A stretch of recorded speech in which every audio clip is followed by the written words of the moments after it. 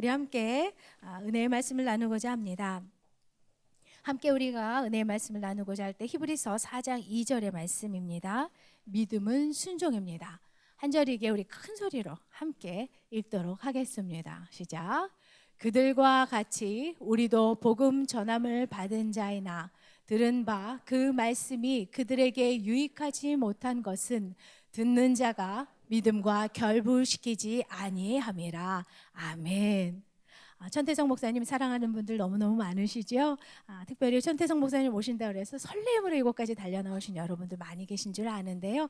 오늘 목사님 통해서 하나님께서 어떤 살아 역사하는 말씀으로 우리들 가운데 큰 도전을 주실지 기대함으로 나갔으면 좋겠습니다. 목사님에 대해서 뭘 더 이상 제가 소개를 하겠습니까? 인물이면 인물, 영성이면 영성, 또 기도면 기도, 무엇 하나 주님께서 사용하시기에 부족함이 없을 만한 귀한 종이신데요. 사랑하고 존경하는 우리 목사님 박수로 모셔드리도록 하겠습니다. 어떤 말씀을 해야 될지 부탁을 받고 참 기도를 하는데 하게 주님께서 주시는 말씀이 이렇게 없는 거예요. 고민하면서 사실 어떤 이렇게 좀 주제를 주시고 교회 분위기가 이러니까 이렇게 좀 해줬으면 좋겠다면 오히려 더 쉬울 텐데 하나님 수협에 오신 분들을 내가 뭘 말씀을 전해야 되겠습니까? 말씀을 기다려도 없다가 오늘 아침에 새벽에 이 말씀을 좀 나눠야겠다 하는 마음이 있으셔서 오늘 이 말씀을 함께 좀 보려고 합니다. 성경에서요 그 애굽을 영적인 의미로 뭐라 그러죠? 애굽에 대한 영적 의미가 뭐예요? 세상입니다. 애굽은 세상이에요. 그 애굽을 통치하고 있는 그런 바로는 영적 의미로 뭘까요? 사단입니다. 애굽이 세상이면 애굽을 통치하고 있는 바로는 사단이에요. 그럼 애굽에서 종살이를 하고 있었던 사람 이스라엘 히브리 민족은 영적인 상태로 뭘 의미하는 걸까요? 잘 생각해 보세요. 애굽이 세상입니다. 바로는 사단을 의미해요. 그 애굽 안에서 종살이를 하고 있었던 이스라엘 백성들은 죄의 종으로, 마귀의 종으로, 사단의 종으로, 세상의 종으로 살아가고 있는 허물과 죄로 죽었던 사람들의 모습을 보여주고 있는 그림이다라고 하는 거예요. 그래서 출애굽기 1장에 보면 그 세상에서 애굽에서 종살이를 하고 있는 사람들의 상태를 이렇게 표현해주고 있습니다. 괴로움이 있었고 고욕이 있었고 감독자가 있었고 탄식이 있었다 그래요. 그것이 이 땅 가운데서 하나님 알지 못하고 살아가고 있는 사람들의 실존적인 모습을 보여주고 있다라고 하는 겁니다. 자, 그러면 그 애굽에서 종살이를 하고 있는 사람들을 출애굽시켰어요. 그건 출애굽은 영적 의미로 뭘 의미하는 거예요? 세상에서 출애굽했어요. 뭘 받은 겁니까? 구원받은 거예요. 그럼 우리들은 전부 다 뭐 한 사람들이다? 출애굽한 사람들이죠. 맞습니까? 예, 이거 출애굽기를 그냥 이스라엘 역사만 보면 안 됩니다. 출애굽기는 우리의 구원에 대한 아름다운 그림을 역사로 표현해 주신 거예요. 그 출애굽했다는 얘기는 세상으로부터 구원 받았다. 우리도 출애굽했다는 얘기예요. 그럼 출애굽한 사람들이 건너야 됐던 바다가 있습니다. 어디예요? 홍해입니다. 홍해는 영적 의미로 뭐예요? 물속에 들어갔다가 나온 거예요. 뭘 받은 거예요? 그렇게 의심이 가득한 눈으로 쳐다보지 마세요. 믿으세요. 이게 물속에 들어갔다가 나왔어요. 뭘 받았어요? 세례 받은 거예요. 그럼 우린 전부 다 홍해를 건넜죠. 홍해를 건넌 사람들은 세상에 갈 수 있어요, 없어요? 못 들어가요. 자, 그러면 하나님께서 이렇게 홍해를 애굽에서 나와서 출애굽하고 세례를 받았습니다. 이들을 데려갔던 곳이 어디예요? 가나안이죠. 그럼 가나안의 영적 의미는 어디예요? 어디요? 네, 맞습니다. 맞고요. 네, 가나안이 천국 맞아요. 나 저 가나안 복지 귀한 성이 들어가려고 요단강 건너가 만들이 며칠 가나안 땅이 천국이 맞아요. 영원한 안식하는 땅 가나안 땅이 천국이 맞는데 문제는요, 가나안을 천국이라고 해버리면 성경에서 굉장히 어려운 문제가 생긴다는 거예요. 어떤 문제가 생기냐? 가나안 땅이 천국이 맞습니다. 영원한 번영 가나안 땅이 맞아요. 그런데 모세가 가나안 땅 들어갔어요, 못 들어갔어요? 가나안 땅이 천국이면 모세 천국 갔어요, 못 갔어요? 가나안 천국이라 그랬잖아요. 그러니까 모세는 가나안 땅 못 들어갔잖아요. 그럼 모세는 죽었는데 천국 못 갔어. 지금 어디가 있냐는 거예요. 아 뜨거워 뭐 이렇게 돼 있냐는 거예요. 자, 애굽에서 구원받은 이스라엘 백성들이 구원받았습니다. 세례까지 받았어요. 이 사람들이 가나안 땅 들어갔어요, 못 들어갔어요? 못 들어갔잖아요. 구원받은 천국을 못 갔네. 예. 그럼 어디가 있냐는 거예요. 이런 성경 해석에 어려운 문제가 부딪히기 시작하는 거예요. 여러분들은 구원 받으셨죠? 맞죠? 그럼 어디 가 계셔야 돼 지금? 천국. 이제 안 갔잖아 지금. 예. 이런 일이 벌어진다는 거예요. 그러니까 가나안 땅의 영원한 천국은 맞는데 가나안 땅은 천국이다라고만 해버리면 성경에서 이런 어려운 문제가 생긴다는 얘기입니다. 그럼 가나안 땅이 죽어서만 가는 것이 아니라 그러면 현재 우리가 들어가야 돼. 바로 그 땅을 의미하고 있다는 거예요. 그러니까 가나안 땅은 뭐가 흐르는 땅이라 그래요? 젖과 후 흐르는 땅이에요. 뭐가 그 신명기에서 말씀해 보면 가나안 땅을 안식하는 삶이라 그럽니다. 안식하는 땅이라 그래요. 자, 요한복음 10장 10절 말씀에 이런 말씀이 있어요. 인자가 온 것은 양으로 무엇을 얻게 하고 생명을 얻게 하고 또 풍성한 삶을 누리게 하려고 예수님이 오셨다는 거예요. 인자가 온 목적은 양으로 무엇을 얻게 하고 생명을 얻게 하고 우리의 구원 얻는 생명 얻게 할 뿐만 아니라 구원은 끝나는 것이 아니라 그 구원의 삶을 이 땅에서 어떻게 풍성하게 누리게 하려고 오셨다는 거예요. 애굽에서 구원한 것은 생명입니다. 생명만 누린 것이 아니라 구원만 받고 끝나는 것이 아니라 이 땅에서 젖과 꿀 흐르는 땅 안식하는 삶 풍성한 삶을 누리게 하려고 오셨다라고 하는 거예요. 그래서 가나안 땅이라고 하는 것은 우리가 죽어서만 가는 영원한 천국을 의미하는 것이 아니라 이 땅에서도 우리가 주님한테 누려야 돼. 하늘에 속한 모든 신령한 복을 받아 누리는 풍성한 삶을 의미하고 있다라고 하는 거예요. 믿어주시면 감사하겠습니다. 자, 근데 문제는요. 분명히 주님은 우리를 구원해서 나 구원받았네 너 구원 이걸로 땡치는 것이 아니라 구원받은 것은 시작이라는 얘기예요. 구원의 완성이 있다는 얘기입니다. 그 구원의 완성은 가나안 땅에서 풍성한 삶을 누리는 거예요. 근데 안타까운 것은 자 보세요. 여호와는 나의 목자시니 내가 부족함이 어디 나오는 말씀이죠? 시편 23편 말씀이죠. 여호와는 나의 목자시니 내가 부족함이 믿으세요? 아니 립서비스 하지 마시고 정말 믿으세요? 진짜예요? 그러면 정말 부족함이 없어요? 아니요. 늘 부족하고 항상 부족하고 맨날 부족하고 범사에 부족해요. 오죽 부족한 게 많으면 수요일날 노는데까지 여기 와 앉아있겠냐는 거예요. 아니 말씀은 분명히 부족함이 없다고 우리가 늘 고백하고 아멘 하는데 현실은 부족한 게 많아요. 전 이게 고민이었습니다. 아니 말씀이 그렇다면 그런 건데 왜 말씀은 부족함이 없다 그러는데 내 삶은 이렇게 늘 부족한 게 많냔 말이에요. 그건 두 가지 중에 하나죠. 말씀이 구라든지 내가 구라든지. 말씀이 가짜인 내가 가짜 둘 중에 하나라는 얘기예요. 근데 말씀이 가짜일 리는 없어요. 그건 나에게 뭐가 문제가 있다는 얘기예요. 그럼 보세요. 분명히 예수님은 생명을 얻게 하고 풍성한 삶을 누리게 하려고 오셨다 그러는데 왜 나는 그 풍성한 삶, 안식하는 삶을 내가 뭔지도 모르냐는 거예요. 안식이 없어요. 맨날 지키는 맨날 바꿔서 먹고 맨날 쉬어야 되는 거예요. 맨날 스트레스예요. 여러분 2000년 전에 역사하신 그 하나님이 동일하게 역사하신 하나님을 믿습니까? 아멘이시죠? 그러면 성경에 나오는 사도행전의 교회가 정상이에요? 현재 우리 교회가 정상이에요? 이 땅에 있는 교회가 정상이에요? 성경에 나오는 교회가 정상이에요? 성경이 정상이고 우리가 비정상입니다. 문제는 우리가 전부 다 비정상이다 보니까 우리가 정상인 것처럼 보여지고 성경이 특별한 것처럼 보여지더란 얘기예요. 똑같은 하나님이 역사하고 있는데도 불구하고 왜 성경이 나오는 교회 각 시대마다 부으셨던 부흥의 시대에 있던 교회와 현재 이 땅에 있는 교회의 모습이 왜 이렇게 엄청난 차이가 있냐는 거예요. 조지 뮬러를 아시죠? 평생에 몇 번 응답 받았습니까? 5만 번 응답 받았어요. 그냥 아침 먹고 응답, 저녁 먹고 응답.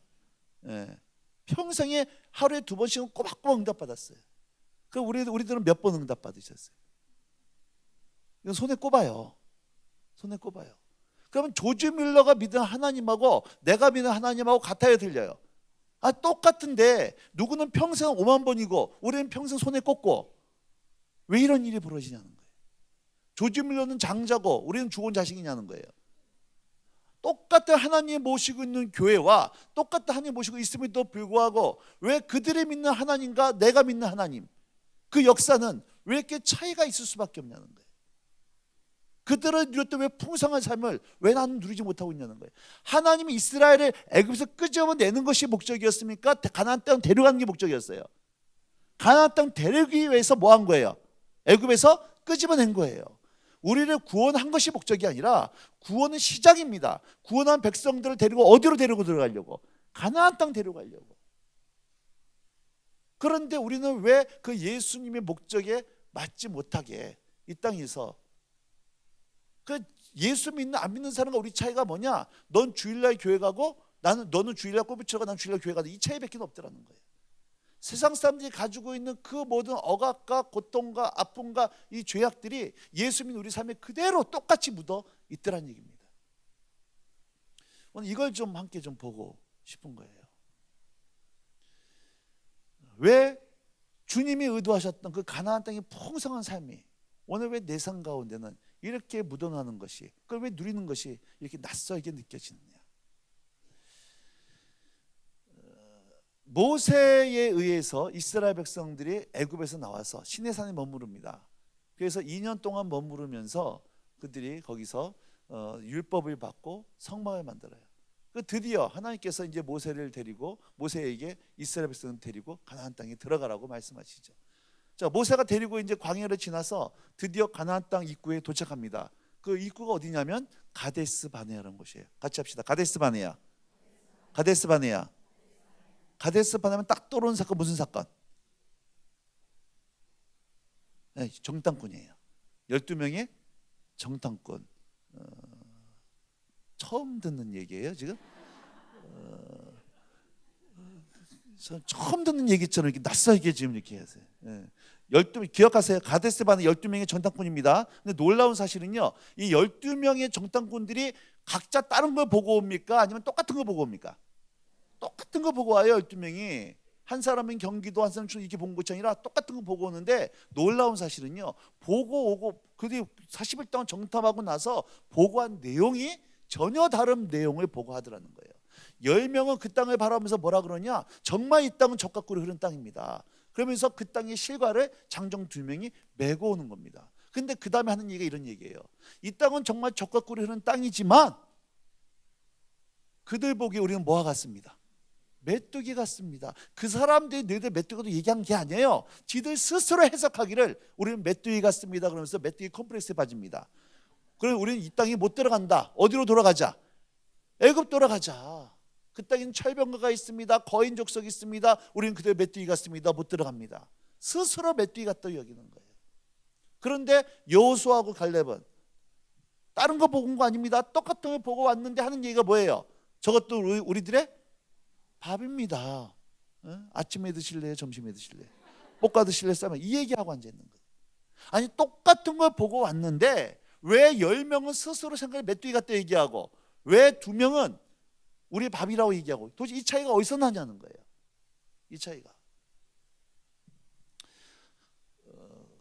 제가요, 좀 용서하고 들어주세요.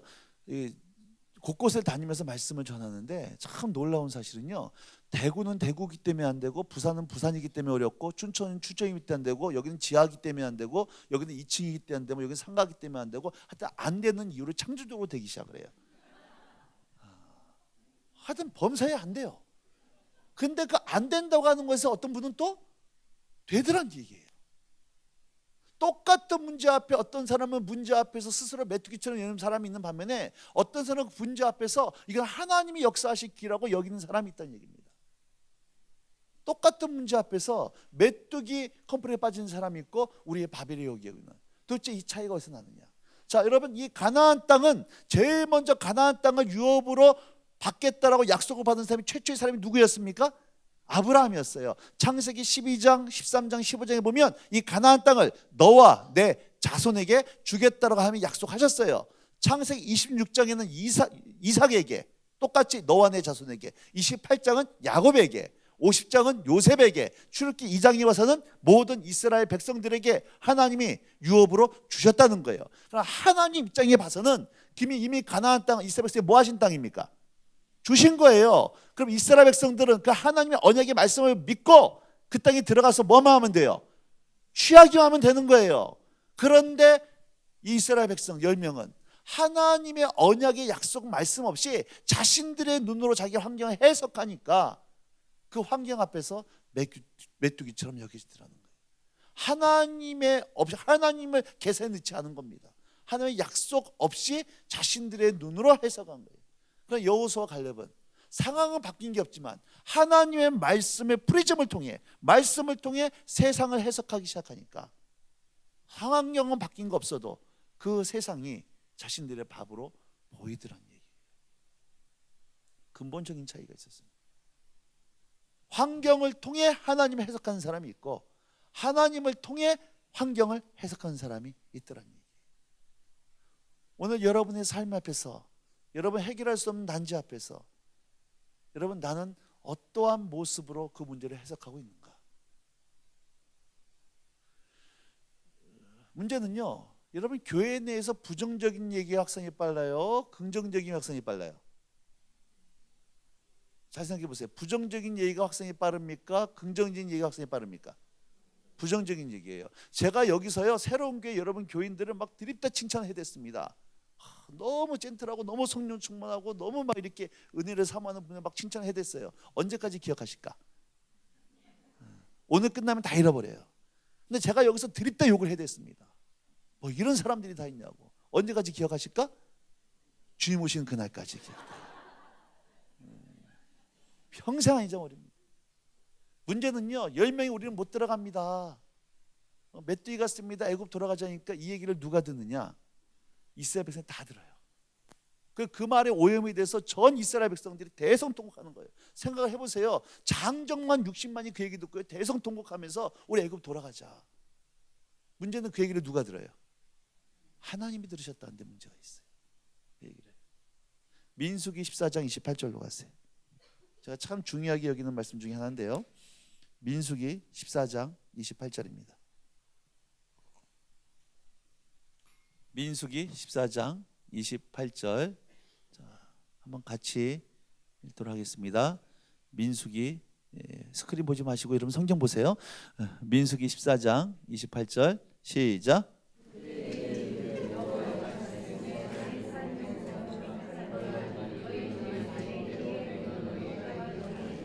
자, 보세요. 하나님께서 하나님의 삶을 두고 맹세하셨는데요, 사람이 내가 목숨을 걸고 맹세를 한다는 얘기는 반드시 무슨 얘기예요? 그 약속은 반드시 지킨다는 얘기예요. 하늘이 두 쪽 나에서 이 약속을 지키겠다, 목숨을 걸고 맹세합니다. 이 말은 반드시 지킨다는 거예요. 하나님께서 하나님의 삶을 두고 하나님의 생명을 두고 맹세하셨는데 뭘 맹세하셨느냐? 너희 하는 말이 하나님 귀에 들린 그들 하나님 뭐 하신대요? 행하신다는 거예요. 우리가 하는 말을 누가 듣고 계신다? 그 말대로 뭐 하신대요? 행하신다는 거예요. 힘들어 죽겠네. 짜증나 죽겠네. 미치겠네. 하면 어떻게 하신다는 거예요? 죽이신다는 거예요. 제가 지난번에 하나님 만나고 왔는데요, 하나님께서 저보고 그러시더라고. 야, 요즘 내가 되게 헷갈린다 그러시더라고요. 그러니까 하나님도 헷갈리는 게 있으니까 하나님도 헷갈리는 게 있으시대요. 뭐가 헷갈리냐고 여쭤보니까, 아니 새로운 교회 그 아무개 그 자매를 죽여야 될지 살지 모르시겠대요. 뭔 얘기냐 그러니까, 맨날 기도할 때는 살려달라고 하면서 말할 때는 죽겠다 그러니까 하면 헷갈리시는데 어떻게 할지 모르시겠다는 거예요. 여러분, 세상 사람들은 안 된다, 못 살다, 못 살게 죽겠다 그럴 때 적어도요, 여러분 하나님을 믿는 여러분들은 내 인생에 소망이 있습니다. 하나님 나를 축복하실 것입니다. 내 자녀를 변화시키실 것입니다. 우리 교회를 새롭게 하실 것입니다. 이런 믿음의 언어, 생명의 언어, 이렇게 주님을 축복합니다. 늘 제가 강조하는 말 중에 하나가요, 기도하는 말과 평소에 말하는 훈련을 일치시키라는 거예요. 성경 말씀에, 잠언서 말씀에 사람이 죽고 사는 것이 뭐에 달려 있어요? 혀의 권세에 달려 있다. 혀의 권세. 사람의 입술에 무엇을 먹는다? 열매를 먹는다 그래요. 굉장히 중요한 얘기입니다. 평소에 여러분들이 어떤 말을 하는가 잘 들어보셔야 돼요. 입술에 열매를 먹어요. 그래서 하나님 알지 못해서 우리 조상들이 무슨 얘기했어요? 말이 뭐가 된다? 씨가 된다. 오늘 여기 자녀들이 이렇게 나왔는데요, 얘들이 성적표를 받아오잖아요. 얘들이 그랬던 얘기가 아니라, 여러분 자녀들 성적표 받아왔는데 전부 다 가에다가 하나 양 받아갖고 왔어. 그 양도 채우기야. 막 이러면은요, 좌절하지 마시고 늘 말이라도 믿음의 언어. 너 너무 한가함에 집중하는 거 아니냐 이러면서 믿음의 언어 선포해 주셔야 돼요. 자, 문제는요, 이 60만 대군이요, 우리는 못 들어간다 대성통곡하니까 하나님이 그 말씀 들으시고 그 말한 그대로 그 하루를 1년 삼아서 40일에 40년 돼서 우리는 못 들어갔다고 고백했던 이 모든 사람들이 전부 다 죽을 때까지 광야에서 뺑뺑이 돌더라는 얘기입니다. 아무도 못 들어가는 거예요. 가데스 바나에서요 가나안 땅 들어가는 거 보름이면 끝나요. 근데 몇 년 걸립니까? 40년 걸려요. 따라서 하세요. 순종하면 보름이고 불순종하면 40년이다. 그들을 애굽에서 끄집어내는 것은 하루면 끝났지만 그들 마음속에 있었던 이 애굽을 끄집어내는 것은 40년이 걸리더라는 얘기예요. 여러분들을 구원해내는 것은 한순간이었지만 우리 마음속에 깊이 박혀 있는 이 속에는 이 불신앙, 이 애굽 노예 근성을 뽑아내는 것은 단순간에 뽑아내는 것이 아니라 40년이 걸렸다는 거예요. 다 죽습니다. 그리고 이제 못 들어간 데는 다 죽고 나서 모세마저 죽고 하나님께서 이제 여호수아 보고 이스라엘 백성을 데리고 가나안 땅으로 들어가라는 거예요. 자, 문제가 생겼습니다. 여호수아가 가나안 땅으로 데리고 들어가려고 할 때 건너했던 강이 있어요. 무슨 강입니까? 요단강이에요. 자, 홍해와 요단강의 차이가 뭐예요? 홍해는 바다고 요단강 강이다 이런 얘기하지 마시고 홍해와 요단강의 차이가 뭐예요? 홍해는 하나님이 다 갈라놨어요. 하나님이 갈라놓고 옆을 수족관 만들어놓고 땅을 콘크리트 깔아놓고 건너라 그랬습니다. 이스라엘 백성들이 구원만 해서 한 게 있어요 없어요?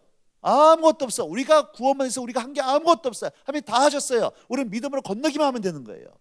근데 요단강은 상태가 어떻습니까? 물이 범람했어요. 여호수아 3장 15절 한번 가보세요. 여호수아 3장 15절입니다. 이때 요단강의 상태가 어땠는가? 여호수아 3장 15절 시작. 네, 요단이 곡식 거두는 시기에는 물이 언덕 위에 넘쳤다는 거예요. 이때가 보리 거두는 시기입니다. 이스라엘에서 4월에서 올해 지금 이때쯤입니다. 한창 우기예요. 그래서 우기 때는요 비가 집중적으로 내리기 때문에 이 요단강의 강물이 범람을 합니다. 여러분 여름에 골짜기에 홍수가 내려와가지고 물이 범람해가지고 구조되는 사건 많이 보시죠? 그 상황이에요. 강물 위에 물이 넘쳐가지고 물이 범람하는 그곳에 하나님 뭐라고 말씀하시냐면 제사장들이 벗개를 마고 그 범람하는 강뚜기에 네 발을 담그라는 거예요. 그러니까 인간적으로서 뭐하라는 얘기입니까 이게? 죽으란 얘기예요. 그 강물 위에 물이 범람해서 흘러내리는 막 물러내리는 물에 네 발을 담그란 얘기는 죽으란 얘기예요. 이게 홍해와 요단강의 근본적인 차이였습니다. 제가 이제 포항에 내려간 지 딱 6년 됐어요. 포항에 내려간 딱 6년 됐는데요. 2006년도에 제가 대전에서 사역을 할 때 그 몸이 너무 아팠습니다. 병원에서 당신 사역하면 죽는다 그랬어요. 큰일 난다고. 그래서 제가 더 이상 사역할 수가 없어서 모든 사역을 다 이제 사직을 하고 내려놓고 몸을 요양할 수밖에 없었습니다. 2009년도 들어와서 어느 정도 몸이 추스리고 나서 내가 목회를 해야 되냐 이 예수전단 성회에 있어야 되냐 기도하는 가운데 하나님이 저보고 계속해서 이 YM에 있으라고 하는 마음을 주셔서요. 그럼 예수전단은 어디 가서 사역을 해야 될 것인가에 대해서 이제 우리 대표랑 의논하는 가운데 있었습니다. 2009년도 11월 셋째 주입니다. 포항에 있는 한 교회 집회를 갔어요. 집회를 가서 이제 점심 때 교인들하고 식사를 같이 하는데요. 밥을 먹고 있는데 갑자기 하나님께서 내 마음 가운데 포항이 너희 사역지대라는 굉장히 그런 감동을 주시는 거예요. 하나님께 말씀을 하셨습니다. 밥 먹다가 얹혀버렸어요. 내 삶에서 포항은 있어서도 있을 없는 포항에 피했지만도 상당히 기분이 나빠지는 너무나 멀 이 대한민국의 동쪽 끝 너무 마음이 부담이 되는 거예요. 그 다음 주가요. 저희 예수전단의 각 지역이 책임자 지부장이라 그러는데 포항, 서울, 대전, 광주, 제주 하여튼 이 각 지역의 도시의 지부장들이 일주일 동안 모여서 11월 넷째 주는 일주일 동안 모여서 한국 예수전단 전체의 정책을 결정하는 중요한 회의가 있던 때입니다. 근데 저는 사직을 했기 때문에 거기 들어갈 수가 없었어요. 근데 저희 예수전단 대표가 저보고 그 회의가 끝난 다음에 이렇게 전화를 하는 겁니다. 천태수 형제님, 이번에 우리 지부장들이 모여서 회의를 했는데 포항에다가 새로 좀 지부를 개척하려고 그런다고. 저 가족 개척 좀 다시 가서 해주면 안 되겠냐는 거예요. 그 앞주간 하나님께 저보고 포항이라고 말씀했는데 대포가 저거 포항 가라고 그러니까 제가 이렇게 얘기했어요. 기도해 보겠습니다 그랬어요. 이 기도해 본다고 하는 것은 거절에 대한 완곡한 표현이라고 하는 거. 대표가 얘기하는데 뭐 한번 안 할래 이렇게 얘기할 수 없으니까 기도해 보겠습니다. 안 가겠다는 얘기예요. 그리고 제가 저희 아이한테 그런 얘기했습니다. 야, 우리 대표가 우리고 포항 가린다. 이 말도 안 된다 얘기를 했는데 이 주책 맞은 아내가 기도를 한 거예요 그때. 이 기도했으면 안 되는데 기도하고 나서 일주일에 저한테 와서 하는 얘기가 하나님 포항 가라고 응답하셨다는 거예요. 아, 열이 확 받치더라고요. 그래서 아내한테 막 뭐라 그랬습니다. 야, 우리 포항 가서 우리가 어떻게 사냐. 막 뭐라 그랬어요. 화를 냈어요. 왜 그러냐면 왜 화를 냈냐면 2009년도 들어와서 저는 어느 정도 몸이 다 추스려졌는데요. 2009년도 와서 저희 애들이 다 아팠어요. 큰아들 녀석이 시력이 급속도로 저한테 튀겨왔습니다. 둘째 아들 녀석이 언어장애 반응을 받았어요. 셋째 딸내미가 비타민 D가 없어서 꼽주가 되어지면 다리가 휘어지는 구루병 판정을 받았어요. 저희 아내가 면역체계가 다 파괴되어져서 급성 탈모가 와서 가발을 쓰고 다녔습니다. 월요일부터 금요일까지 매일같이 서울과 대전을 왔다 갔다 하면서 병원 치료를 받고 있던 때예요. 그런데 포항 내려간 동안은 그 모든 치료를 다 중단하고 내려가야 되는 거예요. 제가 남편으로서 아빠로서 이거는 뭐 나올 수 있는 얘기가 아니었어요. 막 화를 낸 거예요. 근데 또 제가 저희 아내 말을 무시할 수 없는 이유 중에 하나가 뭐냐면요, 저희 아내는 친정이 없어요. 저희 장인어른 양반이 저희 아내가 어렸을 때 바람이 나가지고 딴 여자랑 살림 차리고 저희 장모님을 쫓아냈습니다. 그 장모님은 화병으로 일찍 돌아가시고 저희 애는 고아닌 고아처럼 혼자 살았어요. 그러니까 그 가정이 깨어짐을 경험한 자매였기 때문에 자기 자녀들한테만큼은 정말 최선을 다해서 애들을 키웠습니다. 근데 그런 아내가 애들 모든 병든 것을 다 포기하고 치료를 포기하고 내려간다는 것은 이게 그냥 나올 수 있는 얘기가 아니에요. 뭔가 하나님께 응답을 받았다는 겁니다. 하나님이 저한테 말씀하시고 대표를 통해 말씀하시고 또 저희 아내를 통해 응답했고 내 영이 알았어요. 아, 포항 가는 게 하나님의 응답이구나. 근데 현실은 갈 수 있는 환경이 아니었습니다. 아내 보고 들어가 잠 자라 그러고 거실 나와서 하나님 앞에 씨름 아닌 씨름을 하기 시작했어요.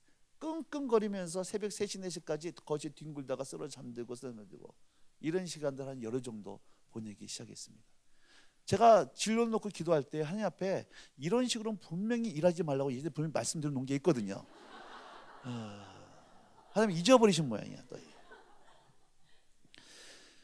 한 열흘쯤 이렇게 쓰러져 잠들고 하는 가운데 열흘쯤 됐어요. 열흘쯤 됐을 때 한 새벽 3시쯤 된 것 같습니다. 하나님께서요, 그날 또 이제 기도하는 것도 아니에요. 끙끙거리고 앉아 있는데 하나님이 제 마음속에 딱 한마디 말씀하는 거예요. 네가 네 새끼 책임질래? 내가 네 새끼를 책임질까? 이 한마디였어요. 네가 네 새끼를 책임질래? 내가 네 새끼를 책임질까? 가만히 생각하니까 하나님이 책임진다는 얘기는 하나님이 책임지신다는 얘기, 치료하시겠다는 거예요. 하나님이 그렇게 얘기했습니다. 하나님이 치료하신다면 내가 내려가겠습니다. 분명히 말씀드리지만 치료해 주셔야 된다고. 그래서 2010년도 2월 23일이에요. 지금도 기억납니다. 날짜가 2월 23일 날 대전에 있는 집을 정리하고 포항으로 내려갔어요. 정말 추웠어요. 날씨가 추운 것도 있지만 마음이 너무 추웠습니다. 이게 뭐 불치병은 아니지만 이게 치료를 중단하면 이게 고착이 되는 병이었거든요. 근데 대전에 있을 때는 바우처라고 나라의 지원도 받고 전문 병원도 있었는데 포항에서는 바우처 제도도 후원도 못 받고 국가 지원도 못 받고 전문 병원도 없어요. 하여튼 그 말씀해서 내려갔습니다. 내려갔는데요. 또 이 예수노단이 이게 무식한 건지 아니면은 이게 현실을 모르는 건지 이렇게 개척을 내보내면 후원도 해주고 지원도 해줘야 될 거 아니에요.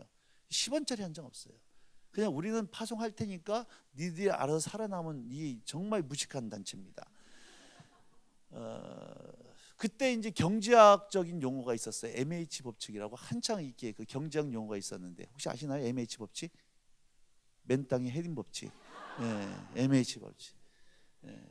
그래서 그때 전임 간사도 저하고 아내 협동 간사 셋 저희 애들 온 가족이 간사와 그래가지고 안방은 저희 집이고 거실은 사무실이고 뒤고 나면 사무실이고 뒤고 들어가면 집이고 이러면서 아파트를 하나 놓고 이제 포항 예수노단 사역을 시작하게 한 거예요. 근데 그때요 저한테 배짱은 하나 있었어요. 무슨 배짱이냐? 하나님 내가 내려오고 싶으면 내려간 거 아닙니다. 주님이 분명히 보내서 내려갔습니다. 주님이 보내 내려갔으니까 돈 안 주시고 사람 안 보내고 내 책임 그럼 알아서 하시라고. 그래서 나 여기까지 순종했다고. 그래서 이제 내려간 거예요. 근데 이 아파트 이렇게 간판도 못 달고 아파트니까요 뭐 사역이 안 돼. 아내는 저는 기도만 하는 겁니다. 아내는 기도하다가 야 우리 안 되겠다. 우리 사무실 하나 얻어야 되지 않냐. 아내도 얻어야 될 것 같대요. 그럼 우리 사무실 하나 얻자. 그래가지고 어디가 사무실 얻나 이제 알아보는 가운데 마침 저희 아파트 상가에 좀 비어있는 상가를 하나 보겠습니다. 저희 아파트는 오래된 아파트인데 상가도 좀 약간 후졌어요. 하여튼 그래도 비어있는 상가 하나가 이제 보게 됐습니다. 그래서 상가 관리인한테 물어봤어요. 이거 비어있는 거냐? 그러니까 비어있는 거래요. 그거 내놓은 거냐? 내놓은 거래요. 그럼 보증금이 알고 월세가 얼마냐 물어보니까 주인한테 물어봐야 된다는 거예요. 그래서 그걸 알아봐 달라고. 주인이 저보고 그러는 거예요. 관리인이 저보고 그러는 거예요. 선생님 뭐 하시는 분이세요? 이거 뭐 하시려고요? 그래서 나 목사인데요. 이거 사무실 하려고 그럽니다. 알아보겠대요. 나중에 전화가 왔어요. 관리인한테 이렇게 얘기하는 거예요. 선생님 그 주인한테 물어봤는데요. 주인이 하는 얘기가 선생님 그 이단이라서 못 죽겠다는 이렇게 얘기를 하는 거예요. 하도 어이가 없어가지고 나 이단 아니라고 나 침례교 목사라고 침례에서 보기에 좀 침침해 보이긴 하지만 하여튼 좀 주인 만나게 해달라 그랬어요. 그러니까 시간과 날짜를 정해서 주인을 딱 관리소에 만났는데요. 주인을 만나면 서로 깜짝 놀랐습니다. 왜 놀랐냐면 주인이 한동대 교수님이에요. 제가 1년에 며칠씩 한동대 가서 강의를 하거든요. 한동대 강의 갈 때 교수님이 제 강의도 듣고 저랑 같이 식사까지 했던 분이야. 교수님 만난 거야. 교수님 여기 웬일이냐고. 교수님 저보고 웬일이냐요. 나 이거 사무실 어디로 왔다고. 교수님 자기 거라는 거예요. 나보고 왜 이단이라 그러냐 그러면. 그러니까는 교수님이 하는 얘기가 아니 목사가 교회를 해야지 왜 사무실을 얻나. 이단이겠다 해서 안 주려고 그랬다는 거예요. 아니 잘 됐다고. 내가 하려고 그런 거 YM이 하려는 거니까 우리 계약하자고.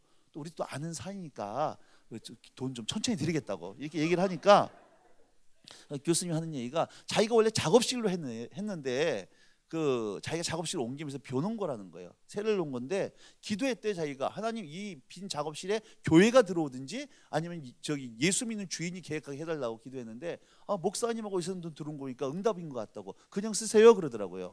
그 지금까지 그냥 쓰고 있어요. 그래서 사무실이 이제 하나 생겼습니다. 문제는 사무실 생기면 뭐예요? 안에 뭐가 있어야 돼요? 집기류가 있어야 돼요. 하면 내가 기도밖에 못했잖아요. 하나님 내가 내려오고 싶어 내려온 거 아닙니다. 지금 본에서 내려왔습니다. 눈 있으면 좀 보세요. 이거 아무것도 없잖아요. 기도를 이제 하는데 포항에 그 기쁨의 교회라고요. 포항을 대표하는 교회가 있습니다. 서울의 온누리교회 사랑의 교회처럼 그 대표하는 교회가 있습니다. 기쁨의 교회 그 권사님이요. 예전에 저 예수 믿는 훈련을 받으신 분이에요. 그런데 그분이 장로님 일찍 돌아가시고 이분이 간호사를 은퇴를 하셨습니다. 은퇴를 하시면서 자기 그 부동산을 처분하시면서 11조가 생긴 거예요. 이 11조를 어떻게 할까 기도하는 가운데 마침 포항에 예수님단이 개척이 들어왔다는 얘기를 듣고 본인이 예수님 훈련받고 받은 은혜가 있었기 때문에 야 이걸 내가 여기다 헌금해야겠다 이런 생각이 드셨던 모양이에요. 그래서 전화가 왔어요. 밥 사주겠다고. 좋아서 나갔죠. 밥 쏜다니까. 그런데 밥 먹으면서 그분이 그에게 재정을 헌금해 주시는 거예요. 그 재정을 가지고 집기를 마련할 수가 있었습니다. 그 다음에 이제 하나가 또 필요했던 것이 뭐냐면 차가 필요했어요.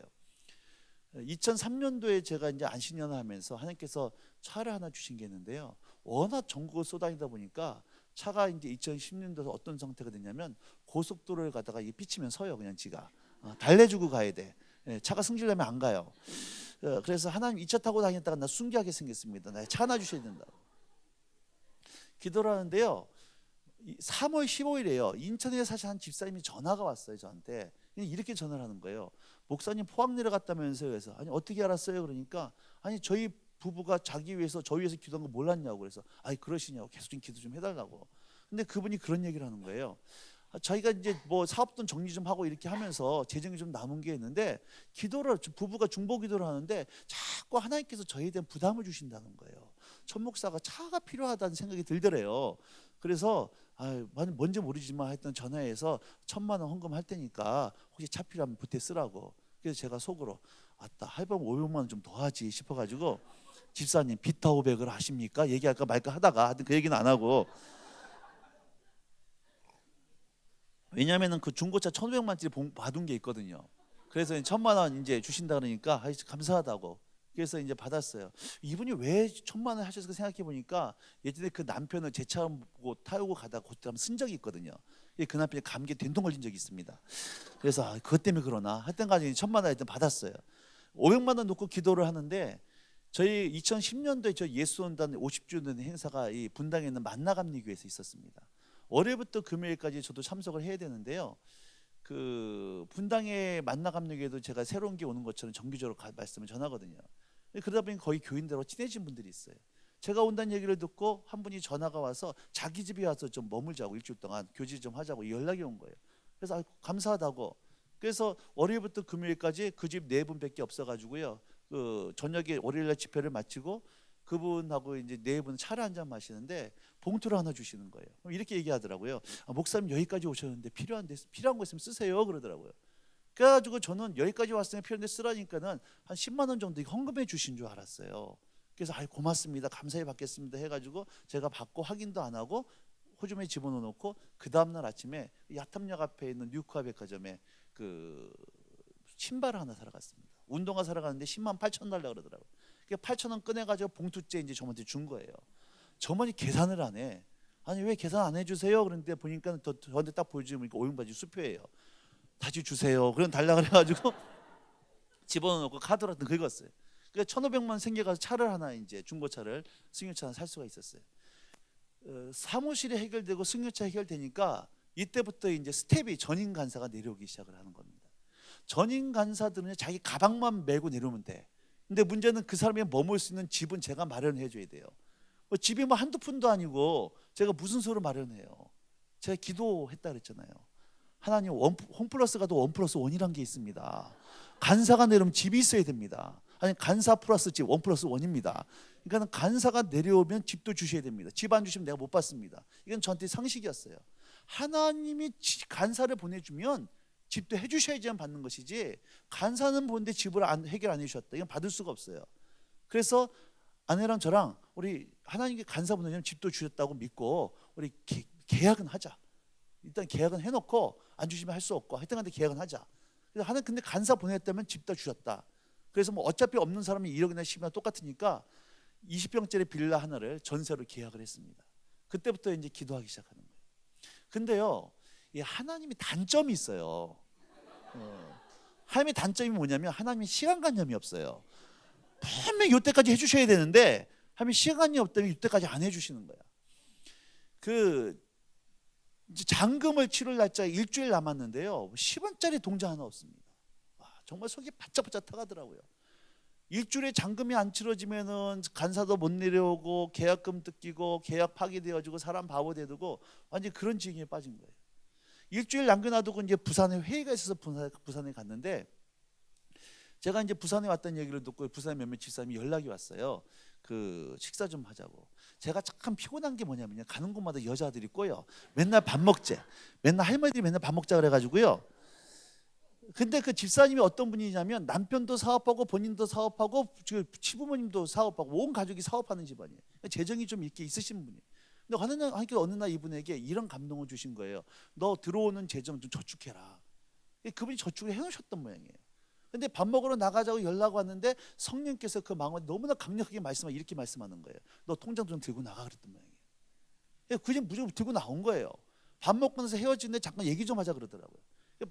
그분하고 둘이서 이제 커피 한잔 마시는데요, 집사님이 하는 얘기가 뭔지 모르겠대. 무조건 성령께서 말씀하시고 감동이 와서 무조건 들고 나왔다고. 근데 뭔지 모르겠으니까 목사님 이거 알아서 하시라고 저한테 통장 좀 넘겨주시는 거예요. 그래서 그 얘기했습니다. 집사님 다음 주까지 제가 잔금 치러야 되는데 집사님 통해서 좀 주님께서 채워주시는 것 같다고 감사하다고. 그 재정을 가지고 집을 하나 계획을 할 수 있었어요. 지금 6년이 됐는데 하나님께서 집을 3채를 허락을 해주셨어요. 그런 식으로 해서 집 2채는 자매들이 지금 살고 있고 한 형제들이 살고 있습니다.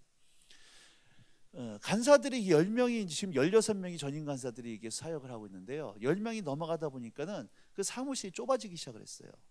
그 사무 공간도 해야 되고 회의도 해야 되고 또 밥도 해 먹고 식당도 해야 되니까 좁은 거예요. 그래서 그때부터 우리 간사들이 이제 함께 사무실 하나 더 늘려야겠다 싶어서 간사들이 이제 함께 아침마다 기도하기 시작했습니다. 하나님, 우리가 내려오서 내려온 거 아닙니다. 주님 본선에 내려왔습니다. 하나님이 사무실 하나 주셔야 된다고. 근데 참 재밌는 게 뭐냐면요, 저희 이제 사무실이 우리 뭐 한민수장도 와보셨지만 저희 사무실이 있고 앞에 세탁소가 있고 저 옆 사무실이고 딴 사무실이고 앞에가 학원이에요. 근데 학원이 딴 데 이전을 해버린 겁니다. 그래서 문만 열고 나가면 빈 사무실 하나 생긴 거예요. 간사들하고 야, 돈 없지만 이거 화장실 다니면 침 바르자 이거.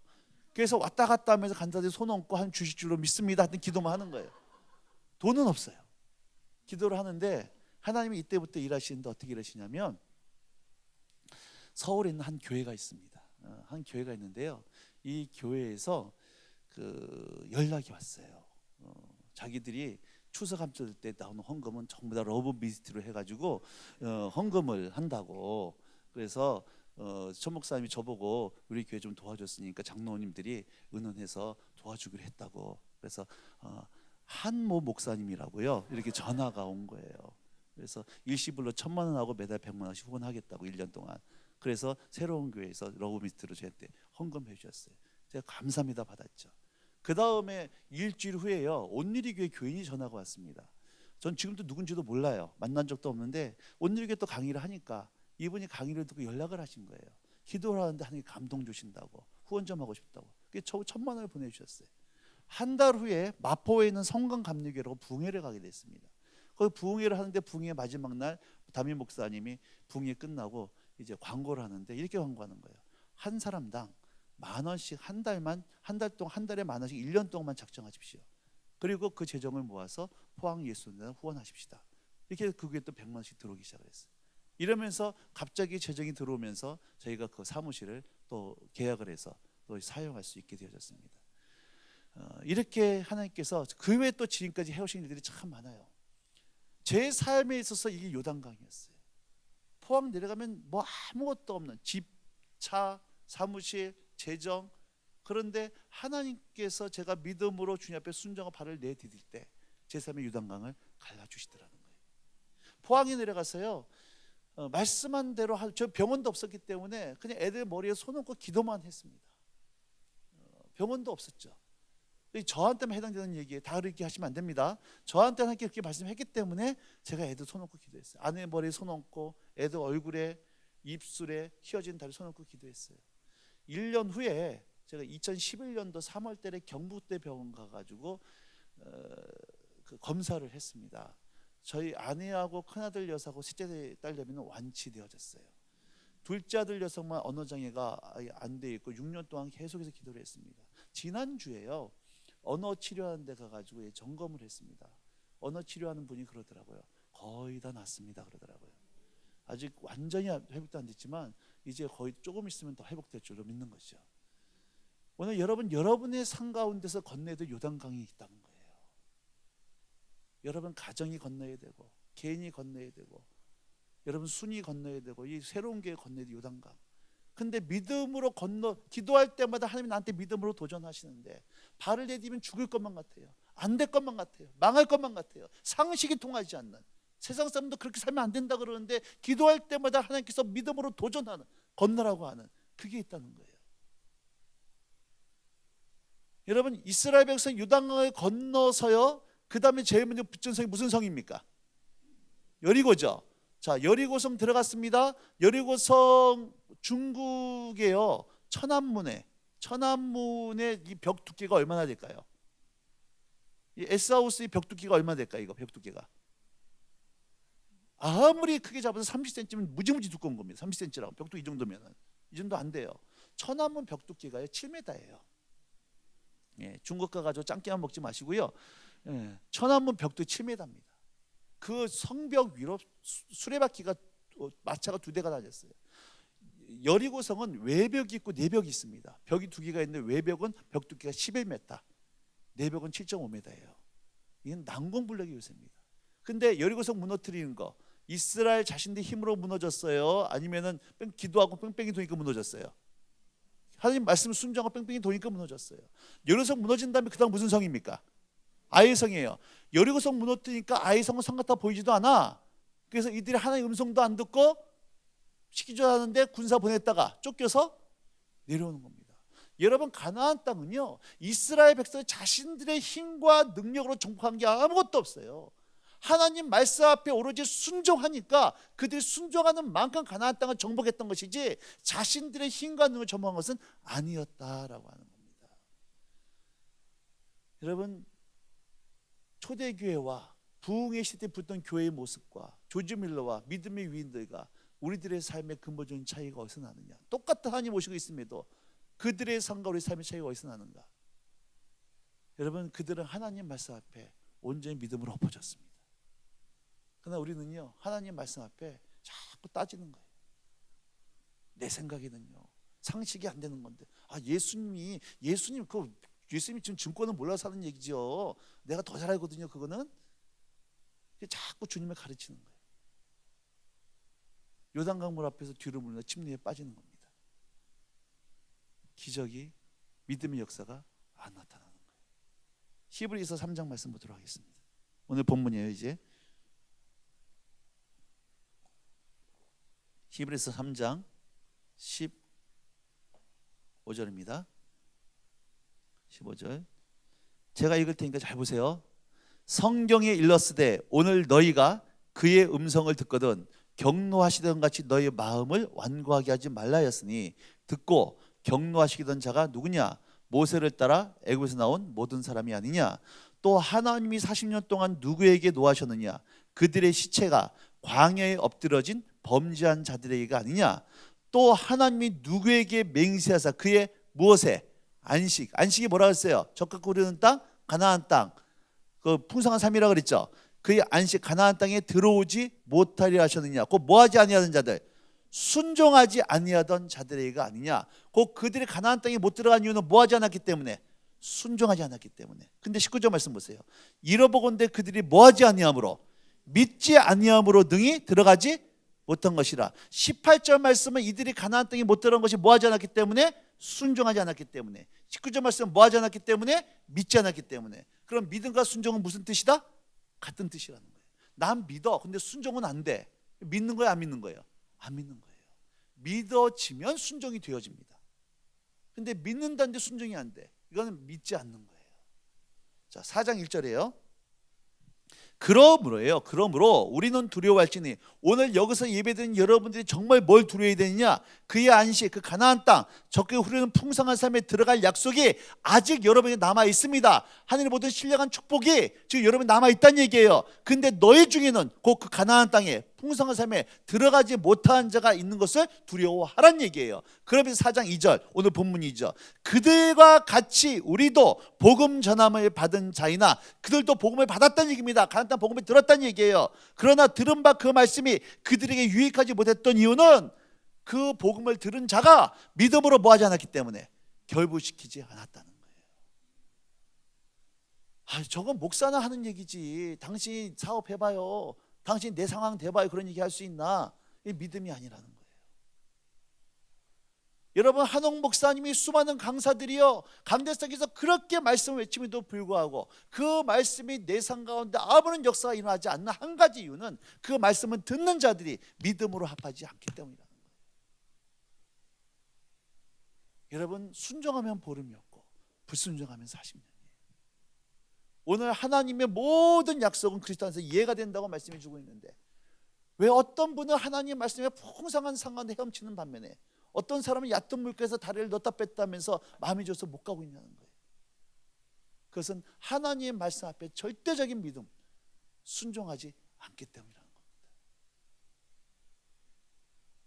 이 눈에 아무 증거 아니 비어도, 이 귀에 아무 소리 아니 들려도 믿음만을 가지고서 내 발을 담그기 시작할 때, 오늘 여러분 앞에 요단강이 갈라지고 열성이 무너지며 가나안 땅의 풍성한 삶이 이런 것이 되어진 줄로 믿으시기 바랍니다.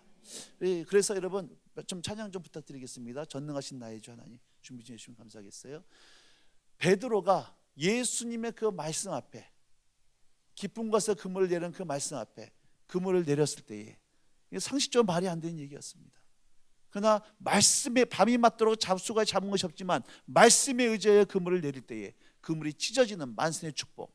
여러분, 올 한 해 하나님 말씀 앞에 여러분의 믿음의 그물을 내리기 시작할 때 그물이 찢어지는 만선의 축복이 있기를 주님으로 축복합니다.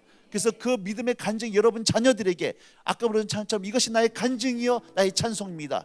예수의 믿음 받은 적은 많습니다 들어가는 놀라운 신앙 체험의 간증들을 여러분 자녀들에게 믿음의 유산으로 물려주는 여러분들에게 주님으로 축복합니다.